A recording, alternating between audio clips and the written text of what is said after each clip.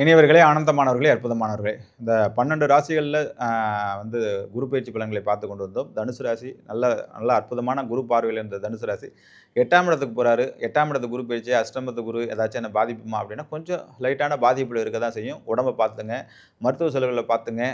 ஏன்னா விரயத்துக்கும் வந்துட்டார். 12ஆம் இடங்கிற விரயத்துக்கும் வராரு. ஆனா என்ன ஒண்ணு ப்ளஸ் 2ஆம் இடத்த பார்க்குறாரு.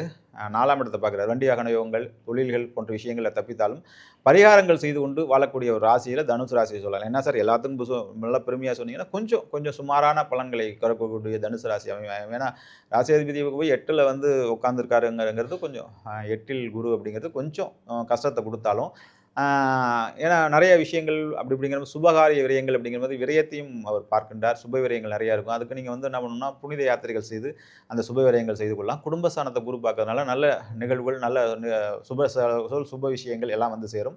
4ஆம் இடம் வண்டி வாகனம், சொத்துக்கள், பரிவர்த்தனைகள் போன்ற விஷயங்கள பார்ப்பதுனா குருவுடைய பார்வைகள் அமைக்கிறது நண்பர்களே.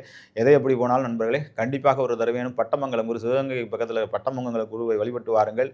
வியாழக்கிழமையில குரு வரையில போய் தரிசனம் செய்து விட்டு வாருங்கள். குரு பயிற்சி பரிகாரம் செய்து கொண்டு குருவுக்கான பரிகாரத்தை, குருவுக்கான ஹோமங்கள், குருக்கான விஷயங்களை செய்து கொண்டு வர வியாழக்கிழமை கண்டிப்பாக பக்கத்தில் இருக்கிற குரு பகவானை போய் தரிசனம் செய்துவிட்டு வாருங்கள்.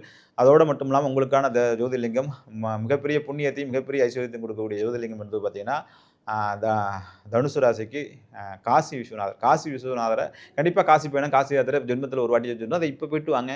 இந்த பாதிப்புகள் குருவோட பாதிப்புகள் 8ஆம் இடம் பாதிப்பு வந்து 12ஆம் இட பார்வையோட பாதிப்புகள்லேருந்து விடுதலை பெற்று ஏன்னா உச்சம் பெற்று பார்க்கலாம். அதனால தான் கொஞ்சம் அப்படி சுமாராக சொல்ல வேண்டியதாக இருக்குது. மற்றபடி எல்லா ராசிக்கும் சொல்லியிருக்க மாதிரி நீங்களும் நல்லா இருப்பீங்க, ஐஸ்வர்யத்தை கொடுப்பீங்க. அது ராமேஸ்வரத்தை போயிட்டு வாங்க, காசிக்கு போயிட்டு வந்து காசி கண்டிப்பாக ஒரு வாட்டியாச்சும் போயிட்டு வாங்க நண்பர்களே.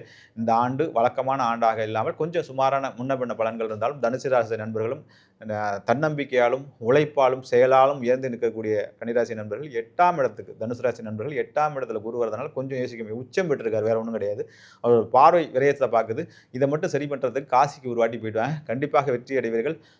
உங்களுக்கான பரிகாரத்தை முறையாக செய்து கொண்டு பரிகாரத்தை செய்து கொண்டு சமமான வாழ்க்கை வாழக்கூடிய ஒரு ராசியில் தனுசு ராசியும் இருக்கின்றது என்பதை சொல்லிக்கொண்டு உங்களுக்கு விடைபெறுகின்ற நண்பர்களே. வாழ்த்துக்கள், வாழ்வன்புடன், வாழிய நலம், வாழிய பல்லாண்டு.